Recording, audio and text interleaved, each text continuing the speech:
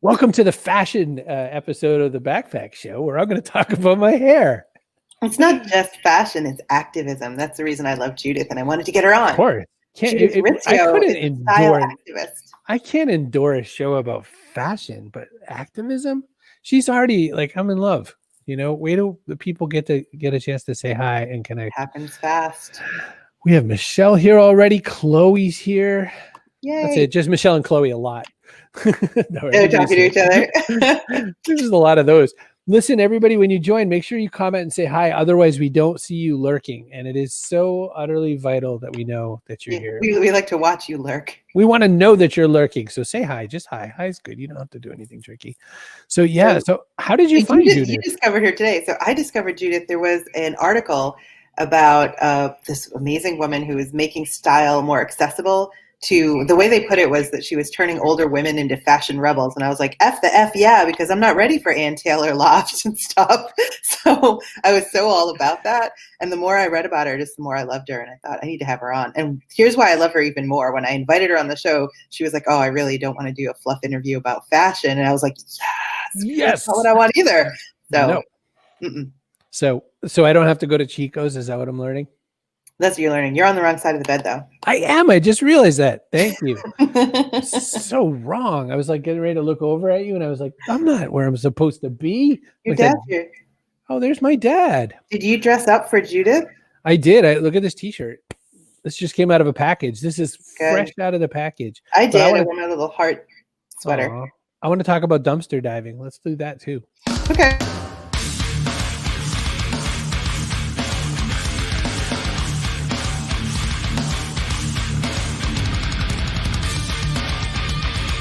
Backpack Show. I love taking a long pull off my drink while you're playing that. Because you know it's the only time you're safe. Not even safe. You stopped it before. I'm just like tempting you to do it. I know. Listen, everyone, please, by all means, leave a comment, say hello, just so we know you're there. I'm not asking you to share. I'm not asking you to like and subscribe. Just say hi. I'm Sharonry. This is crazy exciting today. I can't wait. Let's get Judith. Rizzio. We're going to do it. I got to hit 2 buttons, though. I've never hit 2 buttons before. Judith. Yes, you have. Good morning. Are you? Good to see you. You should know there are some other West Coast people here, so they feel your pain. It's equally 7:03 over there. So good to see you. Thanks for being part of this all. I'm thrilled. This is very fun. Chloe's so happy that we switched back. Her brain broke, she said. You know, you just get used to things. We have Fred Faulkner IV here. Michelle is here for you. My biological father, Steve Brogan, is here. Stop it. I feel so honored. Just the beard alone on your father is. Oh, he has a righteous beard. It's fantastic. Yes. He just keeps threatening one day to be a mall Santa, but it hasn't happened just yet. Look, Sarah from Southern California woke up and is also here with us. Hey, Sarah, good to see you. And Carol from Montreal. Judith, let's start with, we're going to talk a lot about activism, but start with what you told me about what you're wearing, because this sets such a good stage. What is this top we have? Well, it's a top that I made. I love to sew, and I started sewing around 5th grade, never stopped. And one thing I love to do is I go to garage sales, thrift stores, and I always beeline it to where the material is. And I find some of the best vintage material. So this is a classic 1970s piece of polyester patterned, material.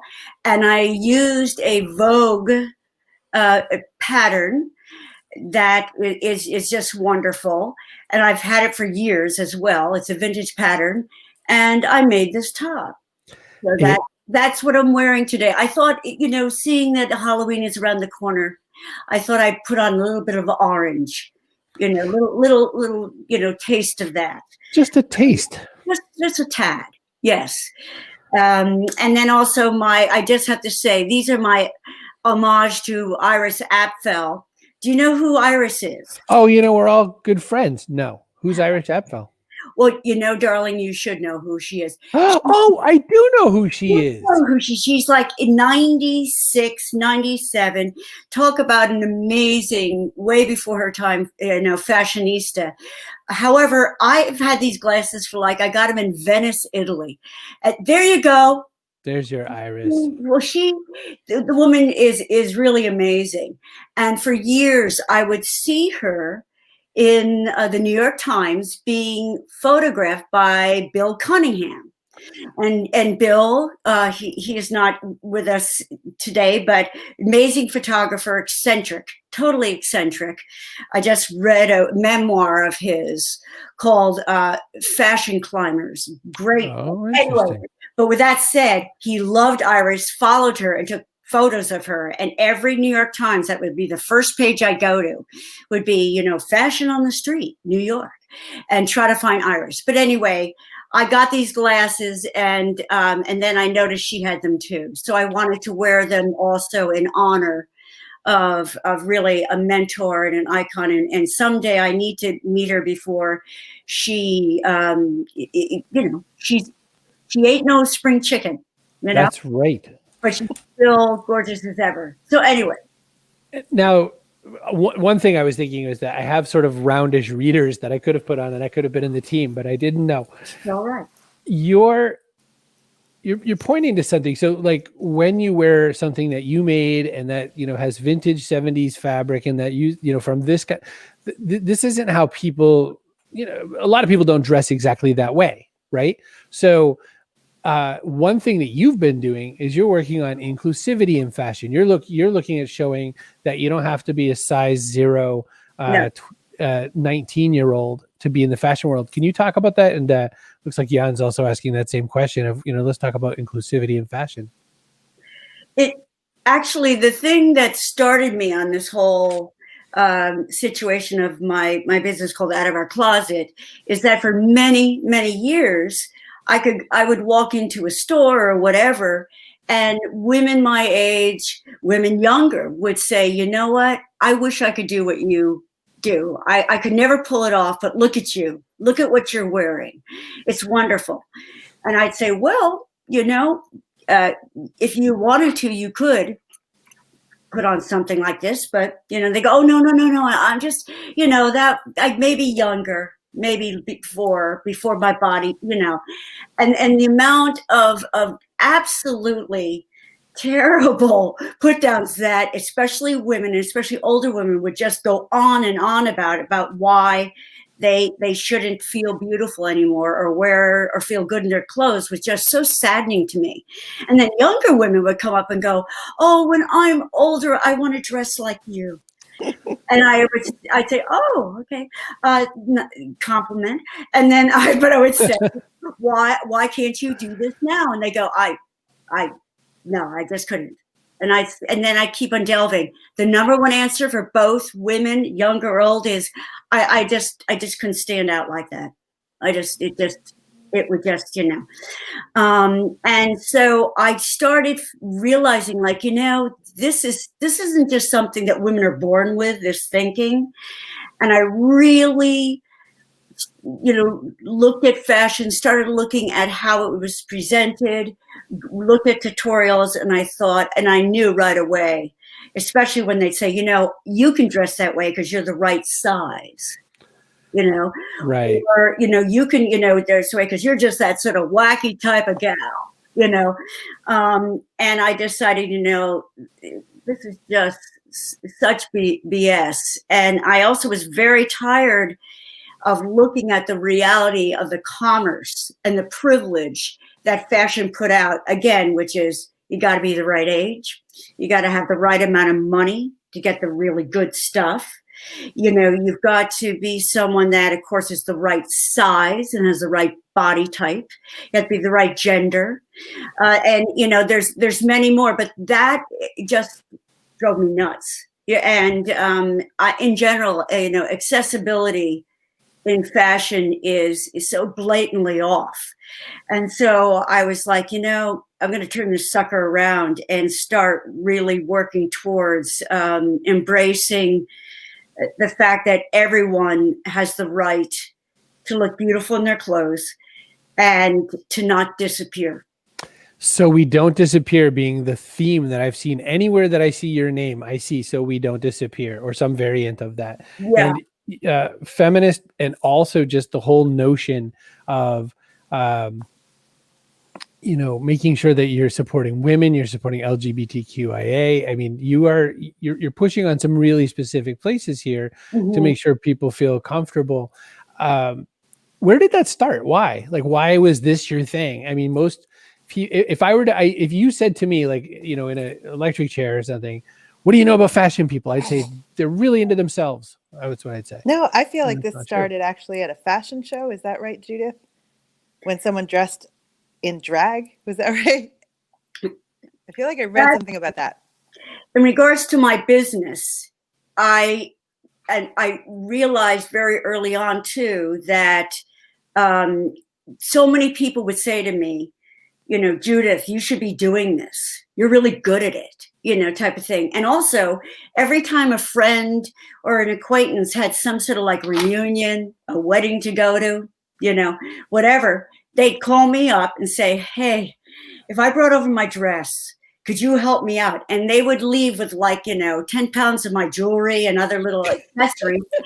And I would basically get them ready, so I realized that it was, a sort of a thing I love to do. I also, for years, I did theater, and I was a costumer and a designer and a sewer. So I just knew that this was a passion I had. But to make money, and also to do something that all my work has been doing something that at least mattered a bit. I did 26 years of HIV/AIDS work.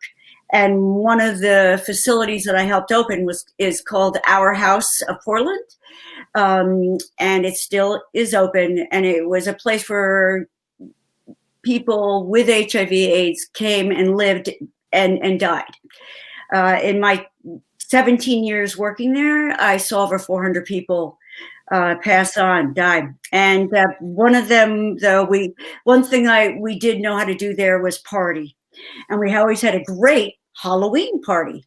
And there was a gentleman there that was a drag queen for years and years. And one of their personas and characters they loved was Dolly Parton. And I remember so well this really beautiful gentleman, very, very close to his death, said, look, I want to dress up as Dolly, and brought out their incredible wigs and costumes that they had when they used to do drag.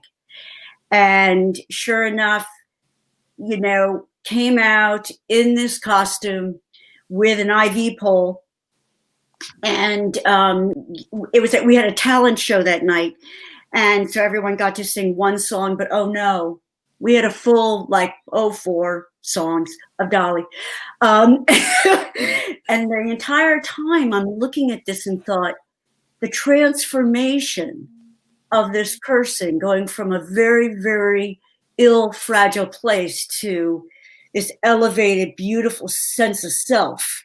And, just even the way, they stood as Dolly and sang. And I just thought, my gosh, that damn costume is magic, And I've seen it also in regards to doing costuming and such. So I've always realized how important what you have on, they say, and it's true, the first 30 seconds of meeting someone, the main thing they look at are your eyes, but mostly what you're wearing. And people make judgment like that. Well, damn. Yeah, that's about the end of my day. Not really. Both look sophisticatedly beautiful. Well, you're lovely. So listen, we need an intervention. So I don't know Sarah from anybody. She's new to this channel, but I hope she sticks around. Sarah said, and we're going to blank you out a little bit here. I was watching this video about a very chic, very unusual couture kind of update on W's YouTube channel last night. And I was commenting that my goal is to wear something like that and not think twice about it. Now, she's already singing Judith's song. But listen, I did for a bit before gaining weight. So I relate to what Judith is saying about people holding back when they don't feel like they're the right size, shape, or age. Sarah needs you right now. She needs the word. She needs the word that says, put that beautiful thing on you now and look solid, I think you've been known to say. Well, the hard part is that when I do closet clean outs or styling, half of what I do, I find, is that I end up sitting on the edge of someone's bed in their bedroom as we're going through the clothes, and just sitting there while someone is crying or lamenting about how they used to be. And it absolutely is such an injustice. And I really mean that, to not feel like you have the right for the myriad of reasons, to not look and feel beautiful and confident in your clothes. And especially for women, especially around the size they are. And I get this a lot too, because people say, oh, look at you though. You're so slim. You're so this, you're so that. And I only say, I don't think I'm better, but I made a choice many, many years ago. I used to weigh 185 pounds. I was a person but I was very active. So I decided, and I was very depressed. It was a very hard time in my life, whatever. But that's when I realized too, you know what? I'm not going to wait anymore. I'm going to look good. And as my body changed and such, I just realized it is absolutely unjust to yourself to not allow you to put on clothes and look great.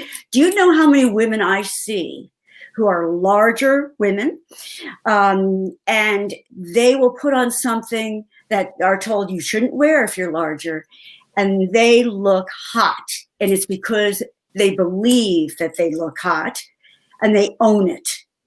And so all I can say is, even if you're faking it for a while, just do something daring every day. Maybe it's a big pair of earrings. Start there. Do something that says, I'm allowed to be present. I'm not going to hold back. I'm just going to every day announce myself as something beautiful.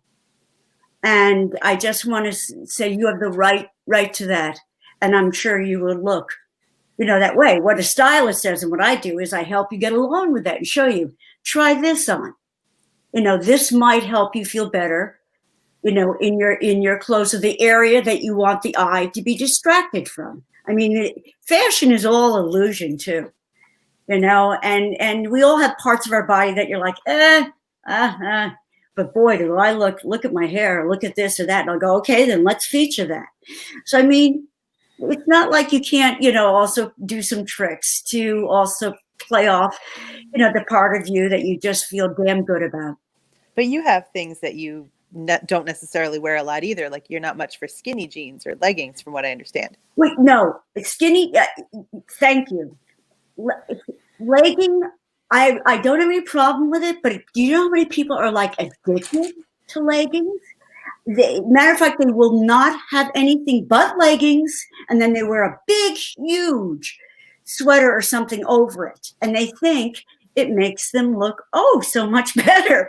And half the time, especially if because a lot of people with leggings, they wear them because they like their legs. It's the skinniest part of my body. But then they'll have these I call them Tweety birds, skinny legs with huge, and it's ooh.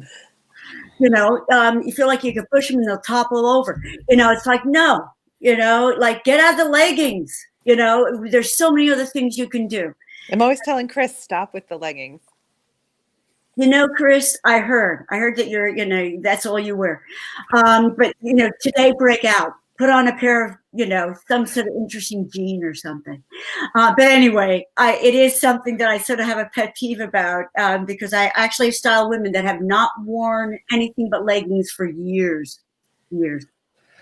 Are leggings kind of the ponytail of fashion? When you can't really figure what you're going to do with your hair and you just throw it up all the time?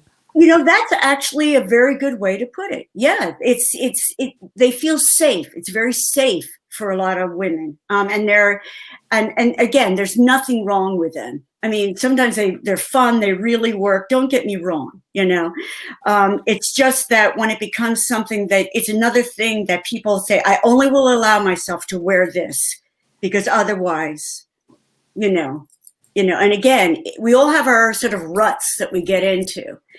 And if you're comfortable in them, then damn, don't listen to me. That's another thing. As a stylist, I tell my clients, just tell me to be quiet. Or I had a client that said, I will wear nothing but Polar Tech. Don't even try to stop me. Okay. And out here in Portland, oh my God, Polar Tech is like, the fabric of the state. But I'll say, fine. Can you do Polar Tech in a pattern? I'll push the envelope a bit, but I'm not here to make anyone feel, shitty about how they look in whatever clothes they want to wear. Excuse my language. Oh, please. Bring the language. My mouth. Oh my God. I swear like a ship full of sailors, as I say. But well-dressed sailors. Absolutely. Oh, Two things.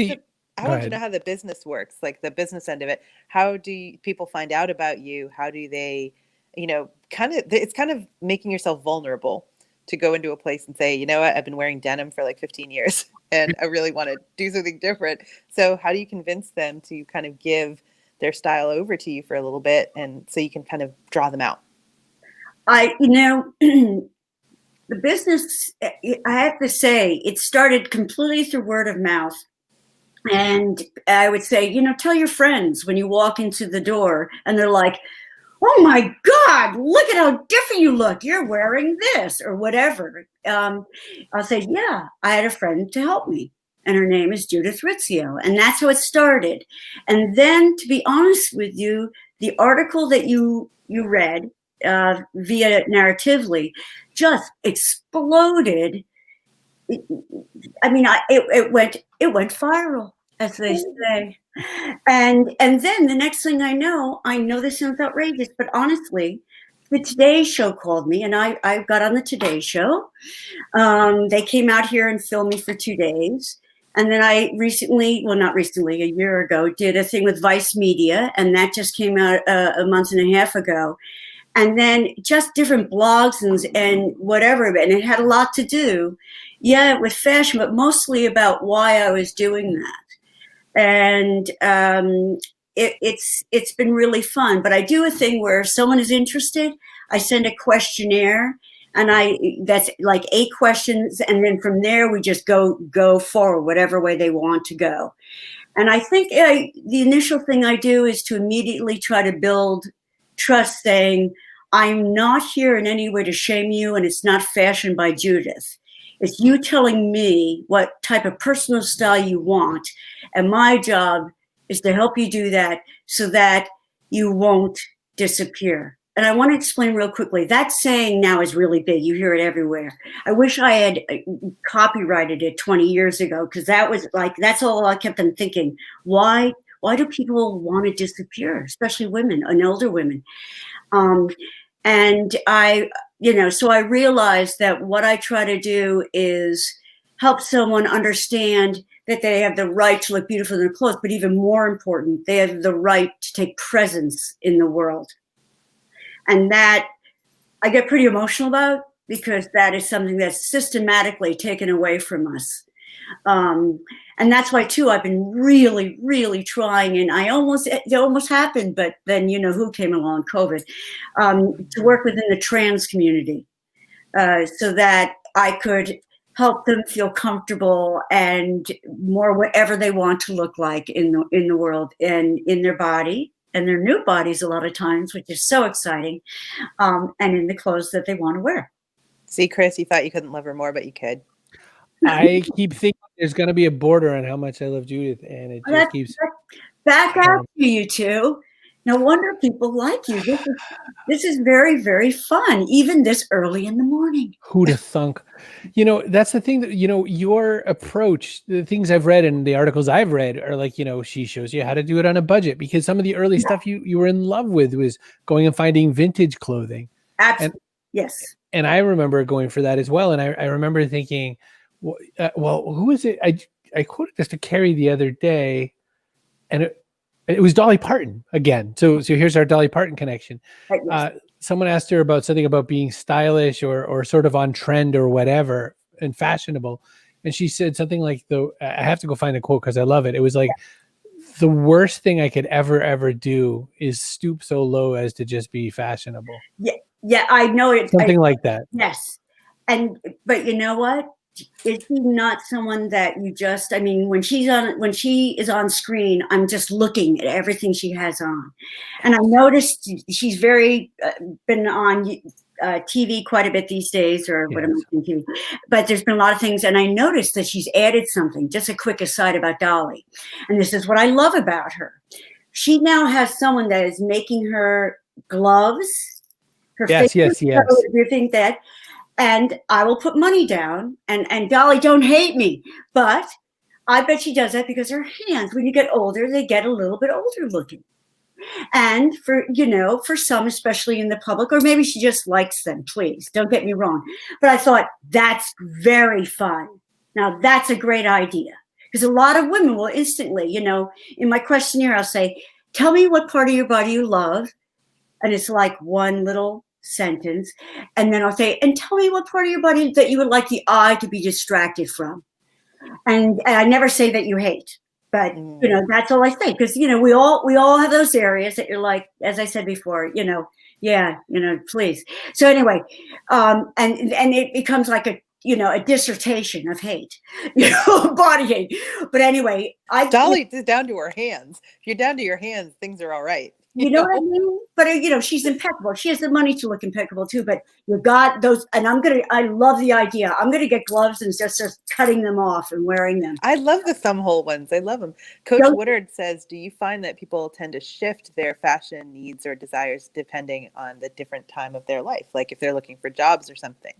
Oh, absolutely. I mean, there's, RuPaul said, and I hear that RuPaul also stole this, is that, when you're born, we all come out naked, and then, everything else is drag, and I mean, it's true. We all have our own drags, it's what we wear every day. When people think they say, oh, I don't have any style or fashion, I'm like, well, your fashion is what you have on right now, and that's fine. But when people also need one thing I do quite a bit is that I create a capsule wardrobe, as they say, but it's like 3 outfits for 3 outfits that you can wear for a job interview or going to work. And that's sort of your uniform in regards to that. 3 outfits that you can wear just for leisure and fun, and going out with friends. And then 3 outfits you can wear when it's like you want to go out on that great date, or you're going to a gala ball of some kind. As one does. Especially now. But anyway, and it's really quite fun, because that's sometimes people are saying, I just don't know what to wear. And what they have is and then I say, okay, you can mix and match these things so that, I can make it very affordable.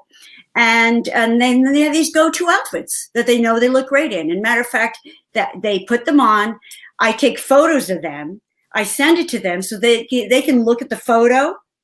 If you're that fashion challenge that you forget, which is absolutely cool. I mean, a lot of people are just like, what? And then they can copy it. It doesn't come naturally to everyone. I mean, I'm not, there's many things that we all don't know how to do, and other people do, But anyway, it's very fun to have that. And but the most important thing that is that I also show them how they can do it if they don't have a lot of money. Right. And that's so crucial, because many and most of my clients don't. They just don't. And that's also an area that I love, working with are people that really are just not able to, spend money on clothing, because they have many other things like heat and rent and children. Food. I mean, I'm being silly now, but you know what I'm saying. But it's true. It could be but true. Thrift is kind of back in fashion now, though. Like even younger people now don't want to get, brand name clothes at retail prices. They want to be smart about it.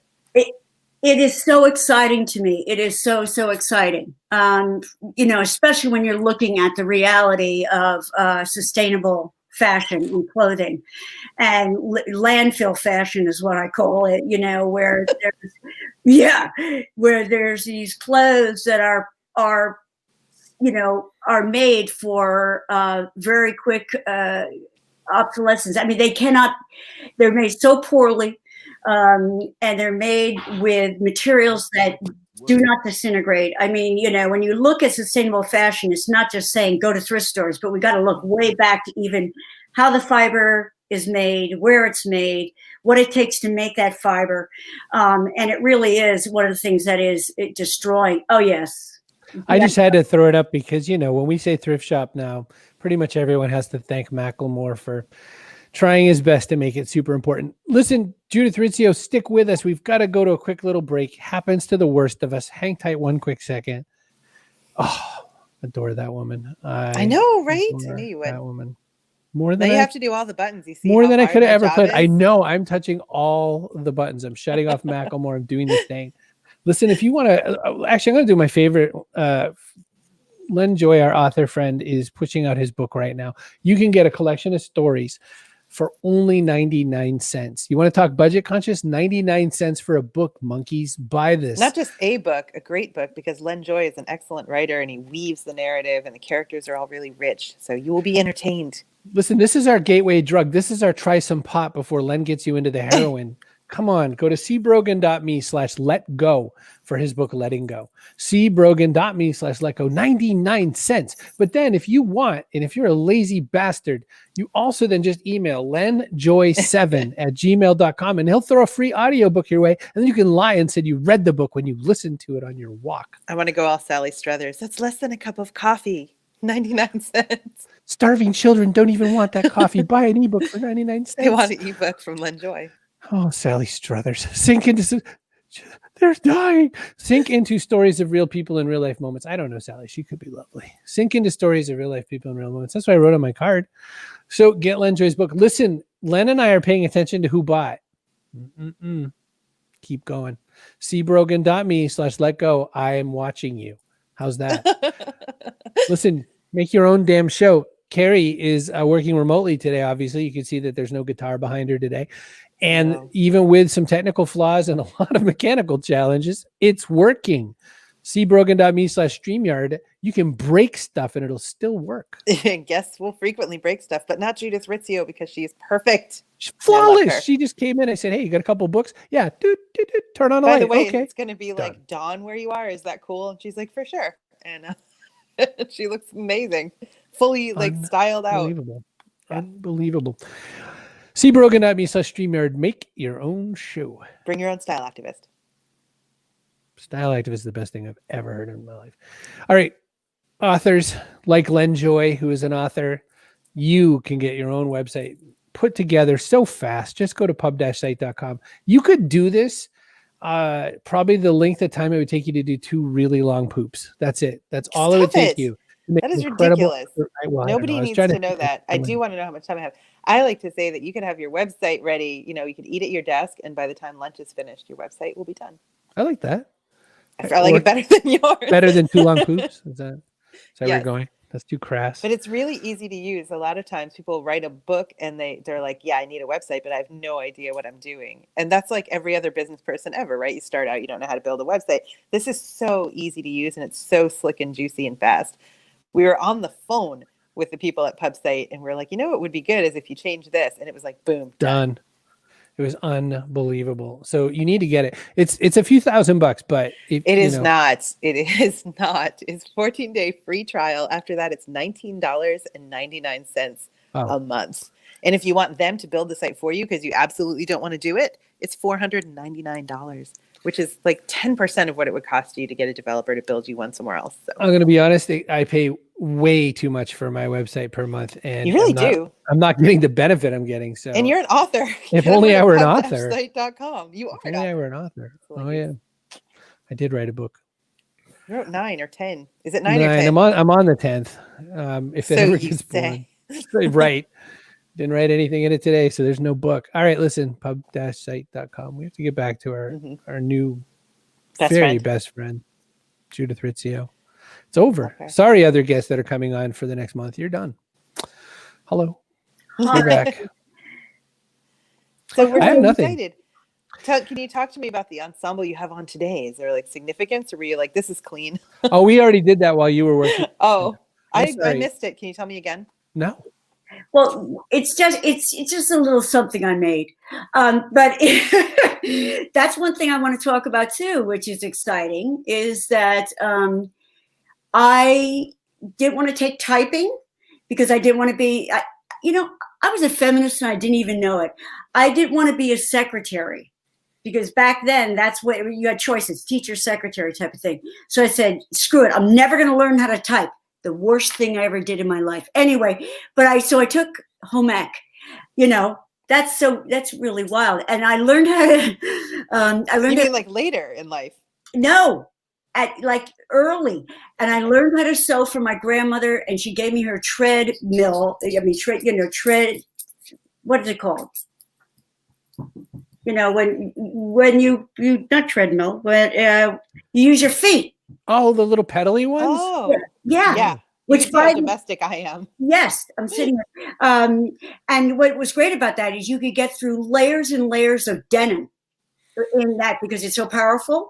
And remember, this is like, 69, 68, and hippie clothing was, happening. And I would patch pants. I actually made money patching pants for people. And so that's also how I got, involved in going thrifting. And so you're right. What I'm really enjoying is I've had some really young clients recently, and we just talk about the thrift finds that we have, found out there.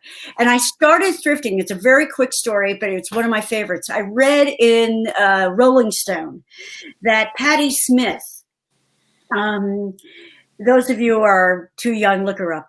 Anyway, I've actually said that sometimes, and they're like, we both know. Anyway, she got all of her men's and I'm bisexual. I've been very androgynous all my life, and she wore men's suits, and very early on, thin ties, white, shirts, and baggy black pants, and men's. And she said the best place to get used clothes was the thrift store in the Salvation Army and the Bowery. And I went there. I would skip school, get on the bus. Thank you. You see? I adored her look. And so that her clothes, she'd get there. And right next to it was, I always pronounce it wrong, Kyle's Pharmacy. It was the first one ever. And they also said, while you're there, that is where all the rock stars get their patchouli oil. And so, of course, thinking, oh, I'm gonna go. I'd skip school and just wait until a rock star would pull up to get a patchouli oil. Never happened. But I would then go into the thrift store, and it was mostly, now bear with me, back then, growing up, we'd call them winos, terrible term, but it was mostly street people getting stuff, and I would pull stuff out of there, no lie, from like the 1800s, because it was people, getting rid of their great grandmother stuff. When we're talking the 70s, that was in the 1800s. And I would take a bag home of that stuff, go home, rip it apart, the seams, wash the material, and then make like granny dresses, big flowing skirts, hippie clothes out of them and wear them. So Wow. And the irony is grandma would have hated that probably. Excuse me? I said grandma would have hated that probably. You know how they were so like Victorian buttoned down. Well, and a lot of times that you're exactly right. But I also found some amazingly ancient, material. The saddest part is I make these things and not realize that the material was so old. I'd wear it, and by the time the day was, done, it was like, just shredded, almost crackly. Yeah. Yeah, but it was. That's where I also got my passion and understanding for fabric, and just like what you can do. and how you can do this without a lot of money. I would take my babysitting money, and my mother would drive me to the fabric stores. She'd sit in the car and wait, and I would go in and buy with $5 a pattern for 50 cents and fabric. And that's how I was able to get, have more than just as, certain outfits that my parents would get me. I have a couple questions from the comments. So Carol had asked this question right before break. She says, do you choose a color palette for your customers, like cool and warm and all that sort of a thing? I'm so curious about your answer to that. There's something to that, in that certain colors, like when I put beige on myself, I look sort of ill. And I have olive skin, and there's truth to certain colors, just pop, how you look, and not. And so, but I don't go in there saying, oh, you're strictly a winter. That means you wear this. Again, I try not to be, a fashion Nazi. I just really want people to, though, see, especially these days, man, people sometimes are so afraid of color. They're so afraid of color, and and again, it's about not wanting to disappear. Not wanting to stand out.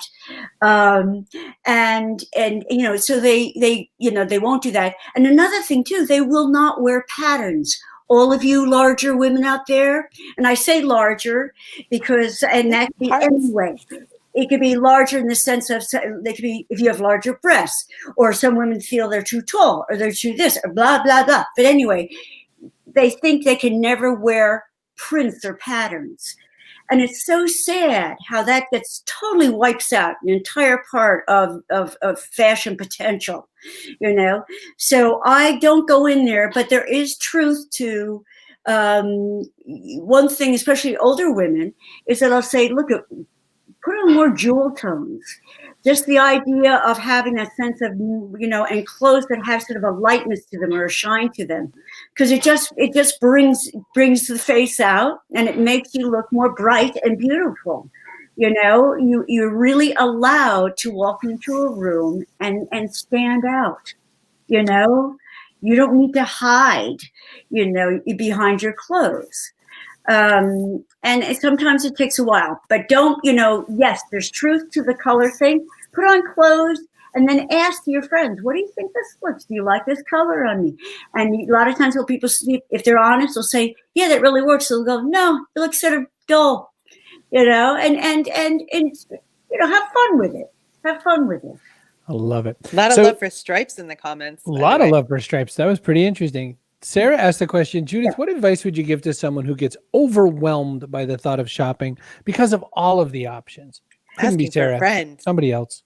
And I totally get that. There's some people that are like, I really don't like going shopping. And I'm, that's why a lot of people are like, I do a lot of taking people to thrift stores and showing them how to use thrift stores, so they walk in and just look at this huge, like Goodwill or wherever they're at, and go, and run out. I totally get it. So what I tell people is make a list of things that you're looking for, okay? And just start with the first one, saying, okay, I want to get a coat. And I need this type of coat, and just slowly then, okay, just work at that, so that you're not seeing this whole array of stuff that just wipes, like it really sets people into, anxiety attacks.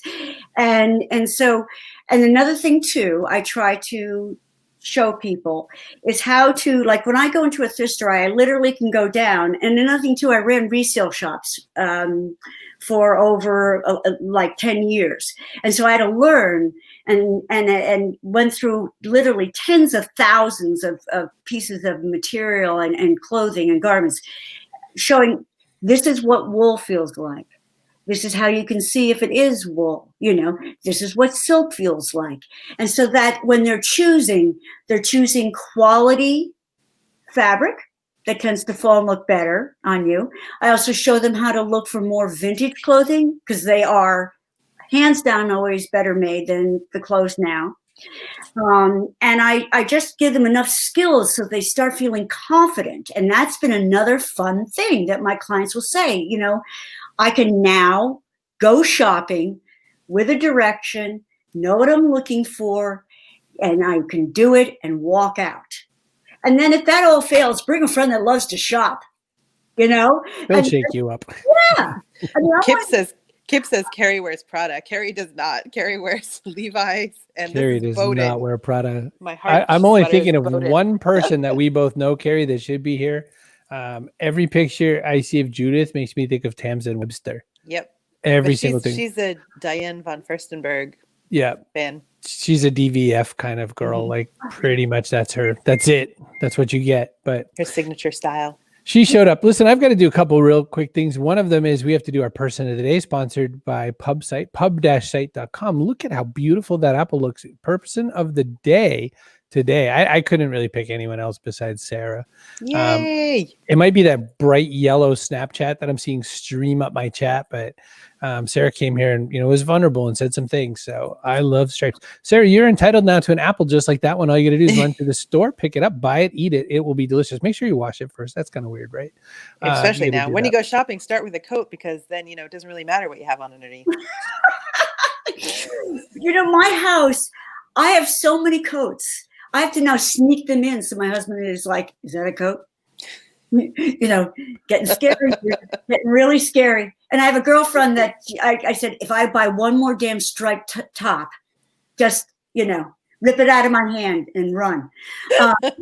I mean, you know, you get things that you love, you know, can I speak also the thing about fashion and trends, that it's really trends. There's nothing wrong at getting a fun magazine or going on YouTube and looking at trends, but not for necessarily, you know, so buy this or get that. Half the time you can't afford the stuff. And the other half of the time, they're just clothes, you know. They're made to literally within 6 months not be in trend anymore. And that pushes the commerce of fashion, as well as the incredible damage to our planet, keeping up with this stuff that goes out of date and is tossed.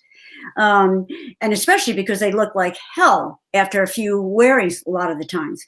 So to me, I just want to say, don't let yourself get caught into, if you don't have the right purse with the right insignia, if you don't, you know, all that stuff.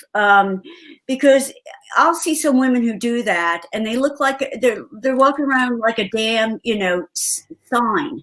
And frankly, it looks really tacky and it's not very fashionable, to be honest with you.